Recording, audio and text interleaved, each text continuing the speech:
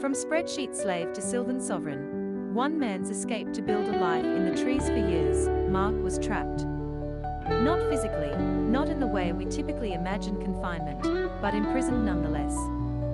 Shackled to a desk, bathed in the sterile glow of fluorescent lights, he felt the insidious drain of corporate life, the slow erosion of his spirit leaving behind a hollow ache. His days were a monotonous cycle of spreadsheets and deadlines, a stark contrast to the vibrant, untamed world that called to him in his dreams. He yearned to trade the hum of the server room for the rustling leaves of a deep forest, the clatter of keyboards for the rhythmic strike of an axe. Finally, something snapped. Driven by a potent cocktail of disillusionment and longing, Mark made a radical decision.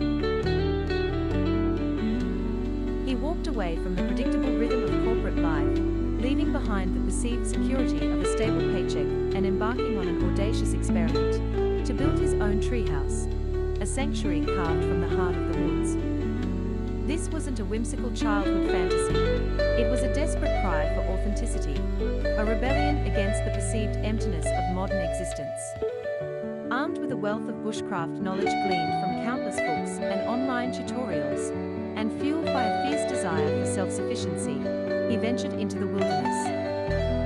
This wasn't simply about escaping the confines of the office, it was about proving to himself, and perhaps to the world, that a man, even an ordinary one, could reconnect with his primal instincts and construct a life, brick by metaphorical brick, from the raw materials of the forest. The task ahead was daunting. Mark wasn't a seasoned woodsman, he was a man who had spent more time navigating complex spreadsheets than navigating dense undergrowth. He knew the theory, but the practical application was a different beast entirely. He would face challenges: unpredictable weather, the unforgiving nature of the terrain, the sheer physical demand of construction. There would be moments of doubt, times when the comfort of his former life would beckon him back. But the lure of the wild, the promise of a life lived in harmony with nature, was too strong to ignore.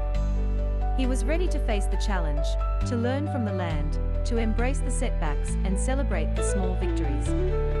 He would learn to identify edible plants, to build a sustainable shelter, to respect the rhythms of the forest.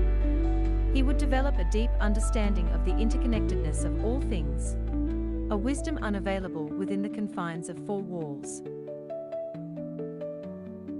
Mark's journey is a testament to the enduring human desire for connection to nature, a yearning for self-reliance, and a life of purpose beyond the confines of societal expectations.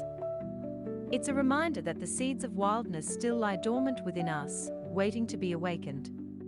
His treehouse is more than just a structure, it's a symbol of hope, a beacon illuminating the path for others who dream of trading the ordinary for the extraordinary, of finding true freedom not in possessions, but in the profound and transformative power of nature. Whether he succeeds in building his perfect sylvan sanctuary remains to be seen. But one thing is certain, Mark is no longer shackled.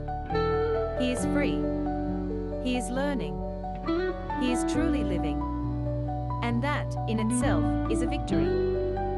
5.